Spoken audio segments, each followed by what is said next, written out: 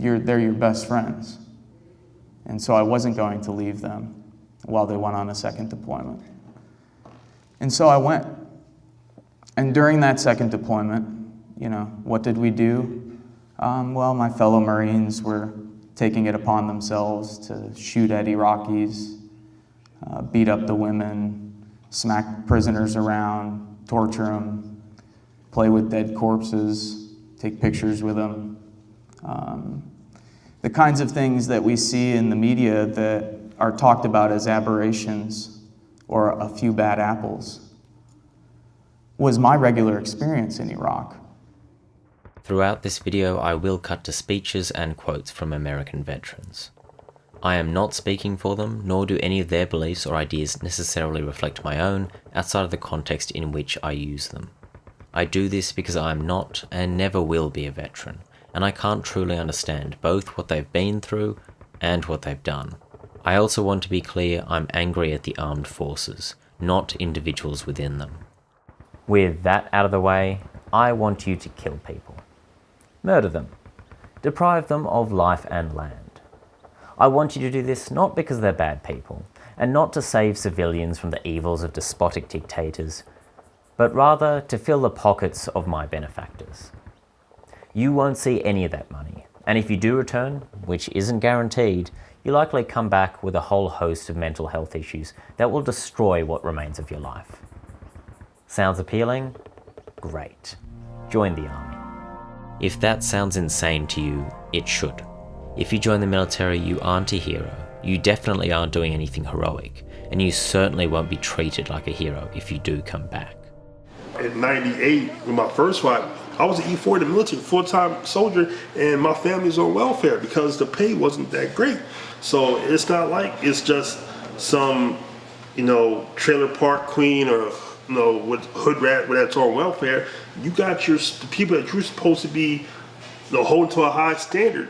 I'm going down to the welfare office to get food stamps. I got to feed my family, and it's tough. You are signing up to kill people, or to support those that will kill people. People that, like you, probably have no real stake in the fight. In my eyes, that should be enough for anyone of any moral standards to be appalled. But it's much worse than that. Who are they? She said, they say they hired that guy, and he said he's just a taxi driver. That guy, he gets shot. From the American perspective, you aren't protecting America, nor are you assisting in bringing down terrible dictators. You are killing people for oil. At the root of almost every conflict the US Army is engaged in is an economic interest in making the rich richer. It's not just America either, but I'd rather focus on the military interests that might try to recruit me or my friends than others overseas. The Australian Armed Forces are just an extension of America's foreign policy, so that's the one I feel comfortable criticising as a result. No doubt other militaries are just as bad. As a brother, it's just do what I want. Bash who I want, shoot at whoever. Yeah. Get a kid, oh well, just keep shooting. Yeah, exactly. Bash more. Shoot a kid. Execute someone in front of support staff. Not even just support staff, but other fucking, yeah. I went into the offices, Terps and that. And one of the engineers came down, yeah, it happened. He just took him in the corner and shot him. No, you can't. I'll do it in front of anyone but an operator. You can't do it in front of anyone. You don't do it in front of anyone. That's so wrong. It's only 11. Yeah, we're definitely not trying to win the war anymore. But why would you sign up? Leaving financial reasons aside, you might think you're signing up to fight the terrorists of today. But take a look at where they came from, and you'll see that America and her allies caused the problems they later try to solve. We all know that the hunt for weapons of mass destruction was partially an unforgivable mistake, and partially a deliberate excuse for America to do what she so often does. Take a bad situation, make it much worse, and leave the people they claim to help to deal with the problems she left behind.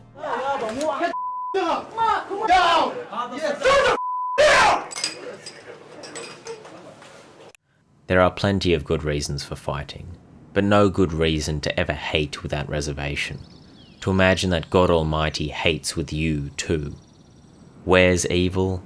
It's that large part of every man that wants to hate without limit. that wants to hate with God on its side. It's that part of every man that finds all kinds of ugliness so attractive. It's that part of an imbecile that punishes and vilifies and makes war gladly. I don't want to judge the individuals that join the army for financial or personal reasons. But those people aside, if you join the army knowing full well what America is doing and why she is doing it, you are a monster. I'm not here to talk to the monsters. I do want to appeal to the other group though, those that think they're doing the right thing, because it's not your fault that you don't understand what the military is really doing. I'm sure you've seen or heard things said about the military-industrial complex. It's a pretty important thing to be aware of, and much of this video will assume you are, but when it comes to the image of the armed forces, it's pretty important to be aware of the military entertainment complex too. This is where the image of the armed forces is made, altered, or maintained. While I've gone with the title War Crimes UwU, I'm not actually going to go into any of those war crimes. They are well documented and easy to find information on. But the reasons people aren't as aware of them as you might expect is something I think should be unpacked. The Department of Defense, or D.o.D, has a huge sway over the entertainment industry. They provide funding and assistance to media that might portray the military or even those that might just allude to them in a positive light. They ensure media that depicts a positive image of the military is more likely to be funded. Says Ian Bryce, producer on Transformers, "Once you get Pentagon approval, you've created a win-win situation. We want to cooperate with the Pentagon to show them off in the most positive light, and the Pentagon likewise wants to give us the resources to be able to do that." I'm sure it'll surprise no one to learn that films like Top Gun or Transformers received funding or assistance from the D.o.D in exchange for final script approval. There are some other examples of films that might surprise you though. Ferris Bueller's Day Off is one I still can't figure out, and yet it did in some way receive assistance or support from the D.o.D. The tricky thing in talking about these films is that we don't have the insight into the reasons and means by which these films were changed. Exactly what the D.o.D got out of their interactions with the production of Ferris Bueller isn't clear, though as usual the D.o.D gets the rights to final script approval. In other cases, I think it is pretty clear. Films that have patriotic overtones, feature guns or violence prominently, and narratives that glorify dying or making sacrifices for the greater good tend to be the sorts of films that are likely to do well with the D.o.D. It's easy to imagine this involvement as a black marker going over a script, but in reality it's made so hard to fund a film if the D.o.D doesn't like your narrative that they likely rarely ever need to actually break that marker out. Oliver Stone, who directed Snowden, found it all but impossible to actually secure funding in America. Says Stone of the film, "It's a very strange thing to do a story about an American man and not be able to finance this movie in America."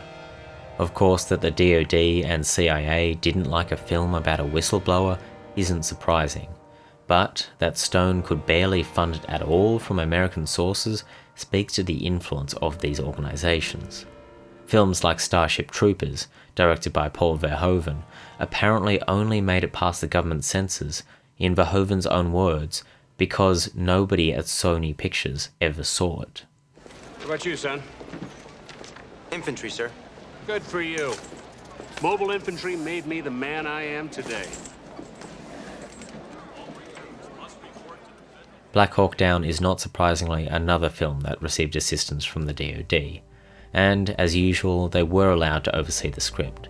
It's how they were allowed to use the real names of the soldiers involved. While we, for the most part, don't know exactly what they handled, changed or affected in the film, there is one very particular change we do know that they made, that I'll get to later. First, I want to look at the conflict in the film. By all reports, at least in regards to the involvement of American soldiers, it's very accurate to the actual events the film is based on, but it's blatant propaganda all the same. No time is spent outside of a few lines of text played over emaciated bodies, establishing the conflict this skirmish is a part of, because it doesn't matter to those making the film.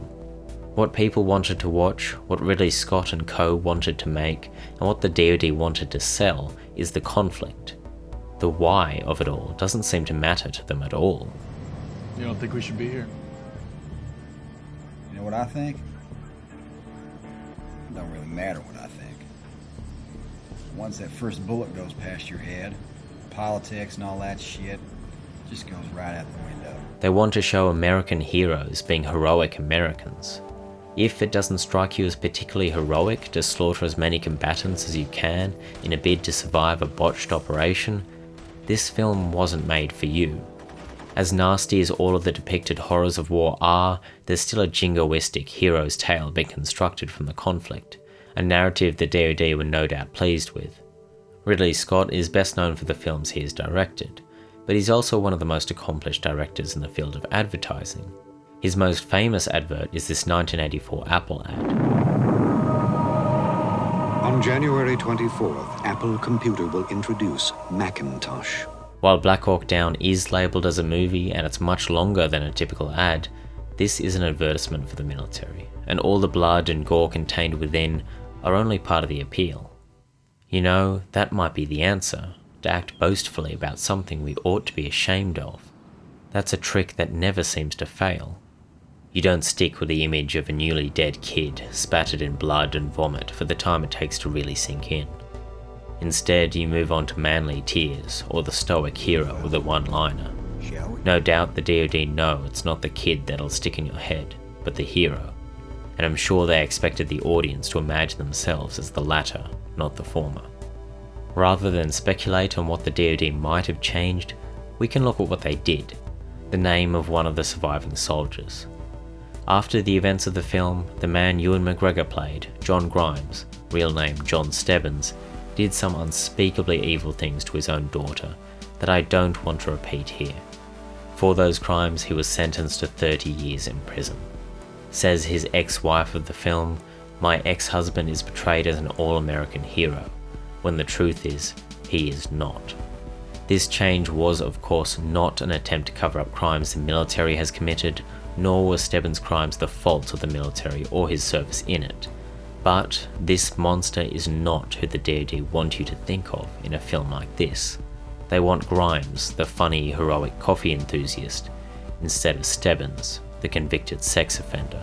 They want heroic actions, not the monster who made them. This is how all of the nasty bits of D.o.D supported films are treated. They aren't written out or hidden per se, but they're glossed over. They are never, and never can be, honest about what the US Army does. Even Black Hawk Down, with its distinctly pro-military angle, sidesteps the questions I would raise if asked to join the Army. They won't understand. They won't understand why we do it. They won't understand it's about the men next to you. Sure, I suppose politics might go out the window in a firefight, but to avoid admitting that initiating said firefight is an inherently political act reeks of intellectual cowardice. You'll pretend you are men instead of babies, and you'll be played in the movies by Frank Sinatra and John Wayne or some of those other glamorous, war-loving, dirty old men. And war will look just wonderful, so we'll have a lot more of them, and they'll be fought by babies like the babies upstairs. So then I understood. It was war that made her so angry. She didn't want her babies or anybody else's babies killed in wars. And she thought wars were partly encouraged by books and movies. While movies were previously the home of most of these bits of propaganda, I think the tides are changing. Movies are yesterday's propaganda. Now I think it's shifting towards games and the communities that gaming often intersects with. Games like Call of Duty have long received assistance from the military. Dave Anthony, a former writer and producer on the Call of Duty series, was even invited to act as an expert on the future of warfare by a Pentagon official who was, quoted here by Anthony, struck by the realism and authenticity in the game, and in particular, the story. The creative teams behind the series have been given support from the military and access to military equipment and locations that civilians couldn't just ask for. Whether they had anything equivalent to the final script approvals seen in Hollywood films the D.o.D has touched isn't clear, but it's safe to assume that they either approve of the messages and depictions of the military in the COD series, or they had some input in exchange for their support. What becomes more disturbing is that the D.o.D seems to be pushing for an easy pipeline into the military through video games and gaming communities.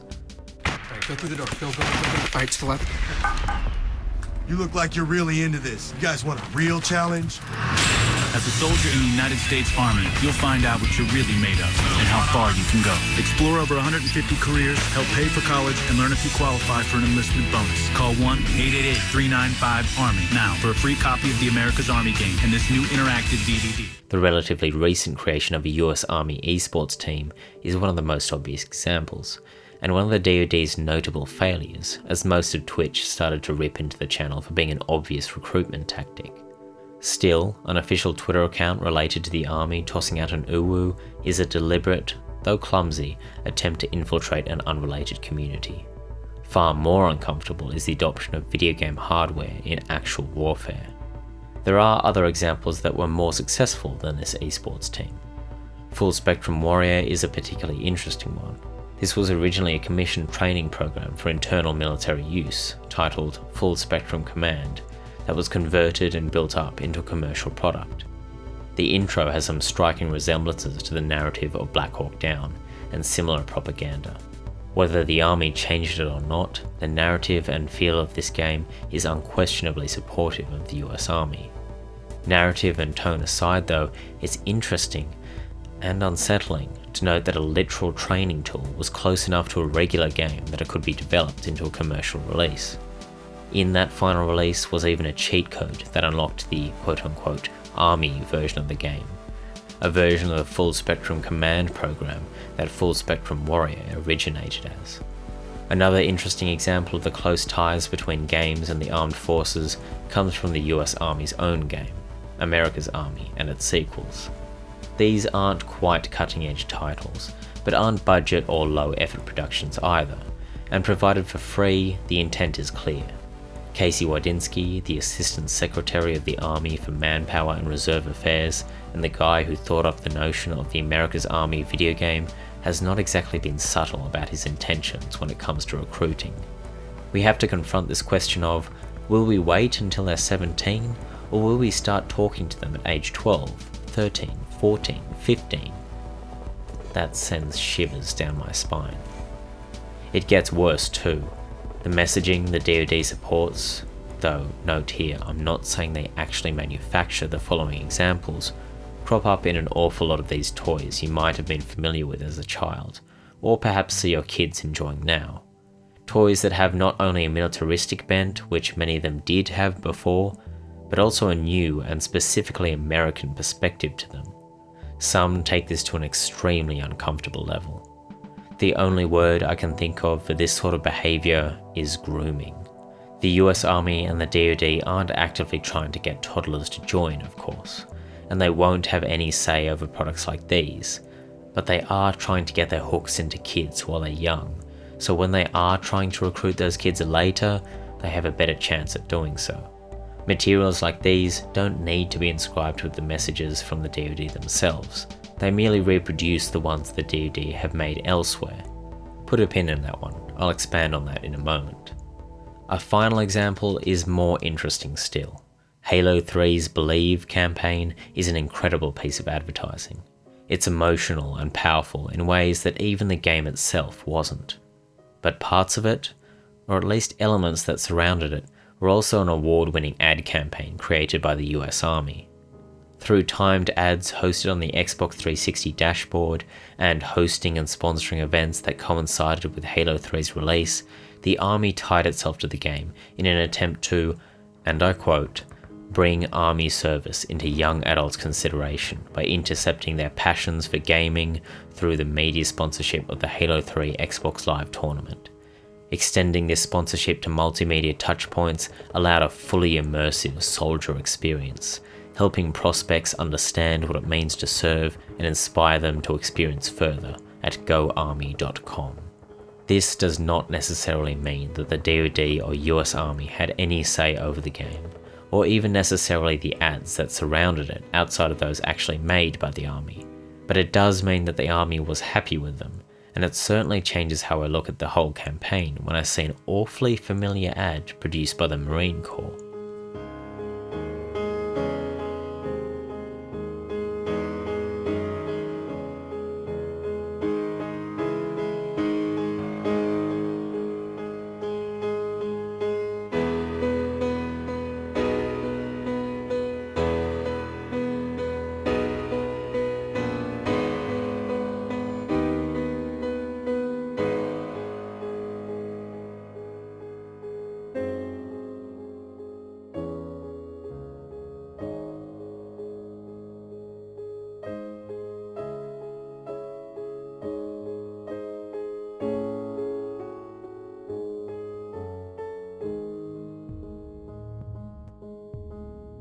As I alluded to earlier, whether they actually had any input in the game or its advertising doesn't matter, because the media narrative the D.o.D creates extends well beyond what they directly interfere with.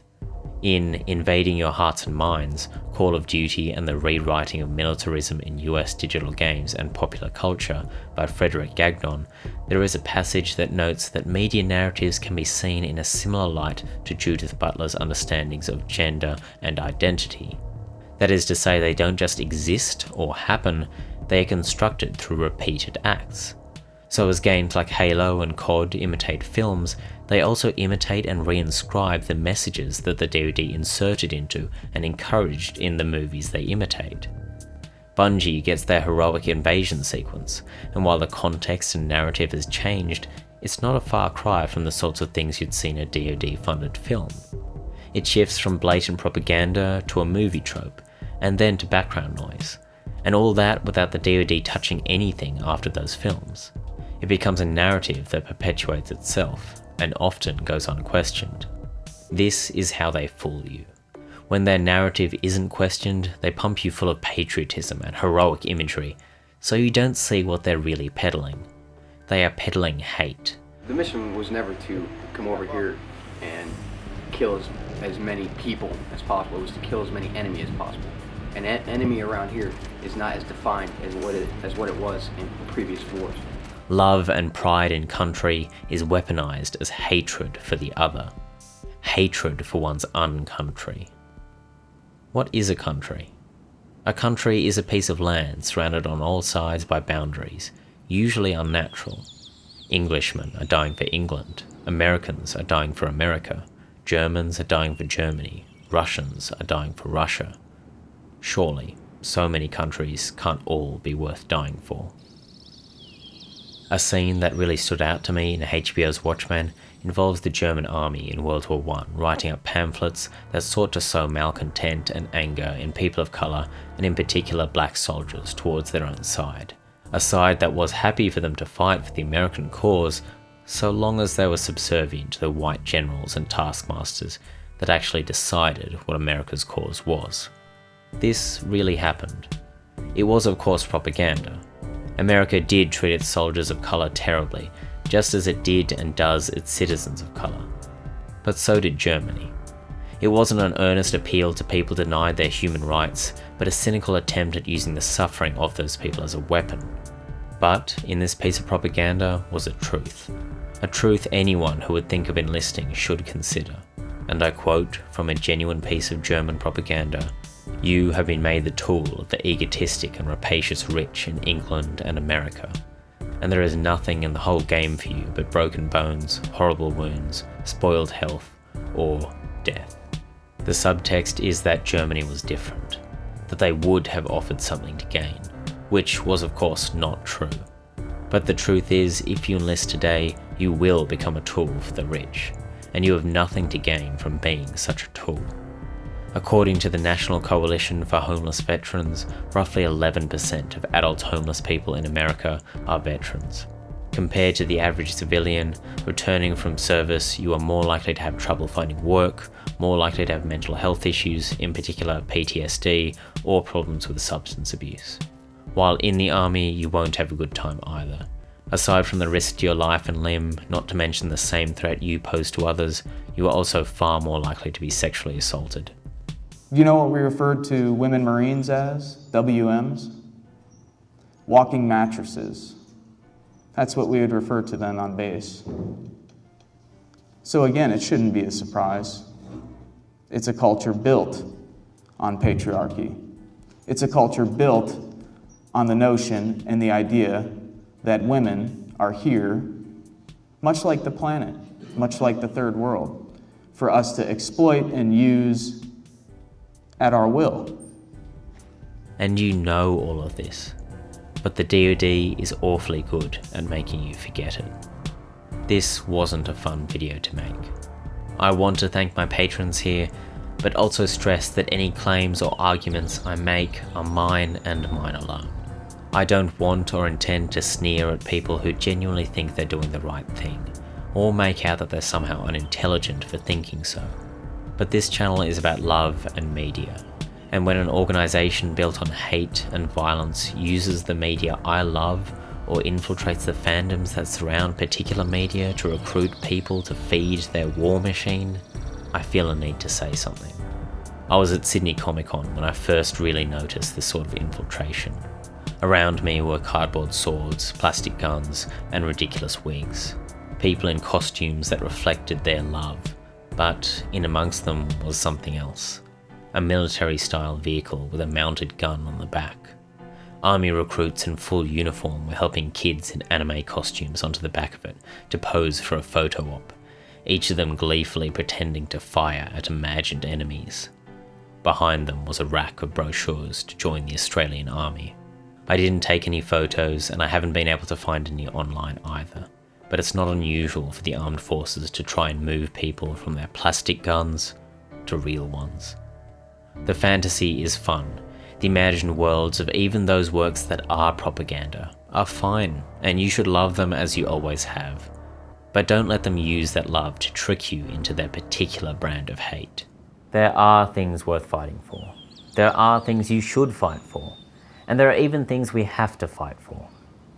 But on any given day, they probably aren't what the US Army and her allies are fighting for.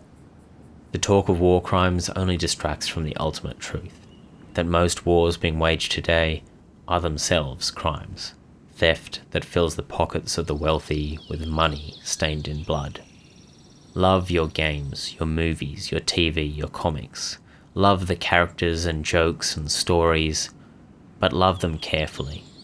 Don't buy into the propaganda. Cheers. Have a good one.